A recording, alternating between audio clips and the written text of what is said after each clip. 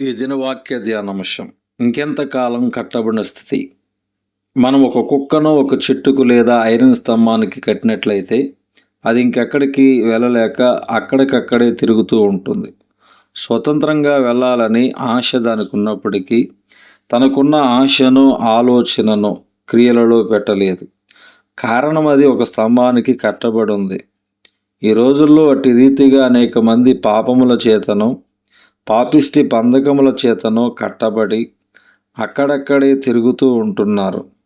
ఉదాహరణకు, త్రాగుడుకు బానిసైన వ్యక్తి రోజంతా కష్టపడి పనిచేసి సాయంత్రం అయ్యేసరికి తాను సంపాదించినదంతా తీసుకువెళ్ళి ఆ సారాయి కొట్టు దగ్గరే లేదా ఆ వైన్ షాప్ దగ్గరే తింటూ, త్రాగుతూ, తిరుగుతూ ఉంటాడు తప్ప ఆ సమయంలో ఇంటి దగ్గరున్న భార్య పిల్లలు కానీ వారి అవసరాలు కానీ అసలు జ్ఞాపకమునకి రావు.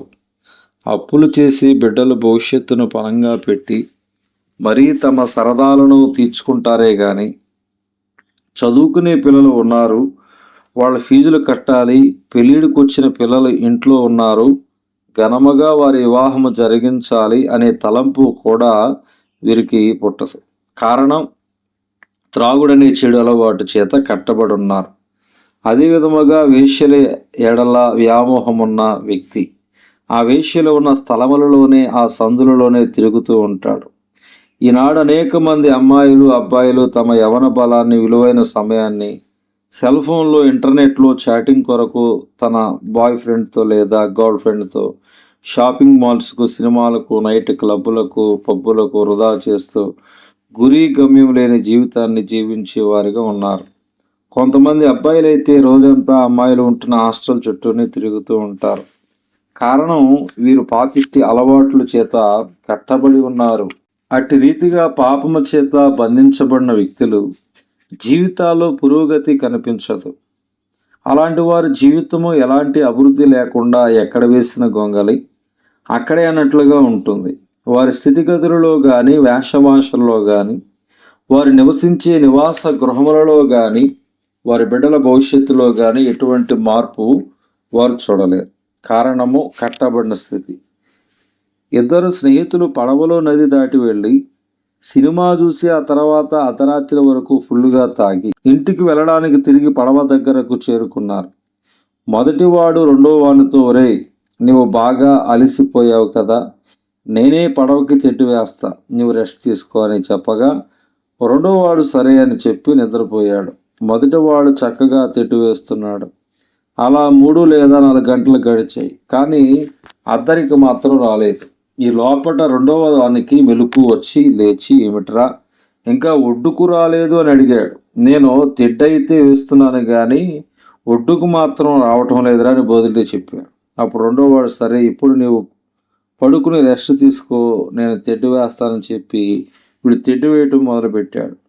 వీడు కూడా గంటల గంటలు తెడ్డు వేశాడు కానీ ఒడ్డుకు మాత్రం రాలేదు. చివరికి తెల్లారింది. చూస్తే వీళ్ళు రాత్రి ఎక్కడైతే పడవ ఎక్కారో అదే గట్టు దగ్గర ఉన్నారు.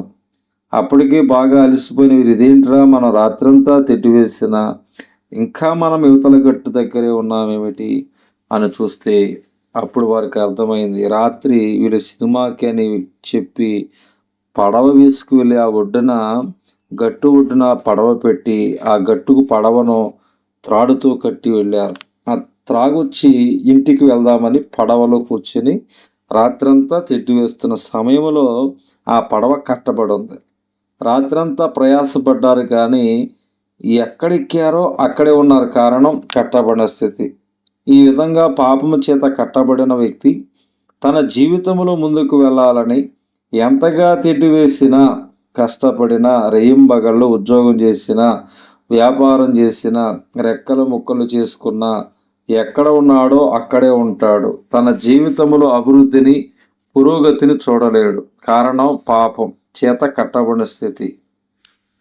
పాపము చేసే ప్రతి ఒక్కడు సైతాను వేసే ఆ చిన్న ఎరుకకు దొరికిపోయిన వాడే. ఈరోజు ఇటు రీతిగా సైతాను నిన్ను ఏదో ఒక పాపిష్టి పని చేయడానికి ఎరవేసి గుచ్చిలాగి బంధించి ఉన్నాడా? పాపము చేత కట్టిపడేశాడా? పాపముల చేత బంధించబడిన వారిని చూసి సైతాను నవ్వుతున్నాడు కానీ దేవుడు చూసి కన్నీళ్లు పెట్టుకుంటున్నాడు. పాపముల చేత బంధించబడిన మనలను విడిపించడానికి క్రీస్తు శిలువలో క్రయధనముగా తన ప్రాణాన్ని అప్పగించాడు. ఎందుకని ఈరోజే నీ జీవితాన్ని క్రీస్తుకు అప్పగించి ప్రతి పాపపు బంధకము నుంచి, సైతాను చేతుల నుంచి విడిపించబడకూడదు. ఒక్కసారి ఆలోచించు. లోబడనొల్లని ప్రజల వైపు దినమంతయు నా చేతులు చాపుచున్నానని యెషయా గ్రంథం 65:2లో చెప్పబడింది. దేవుడి దినవాక్య ధ్యానం దేవుడు దీవించునుగాక. ఆమేన్.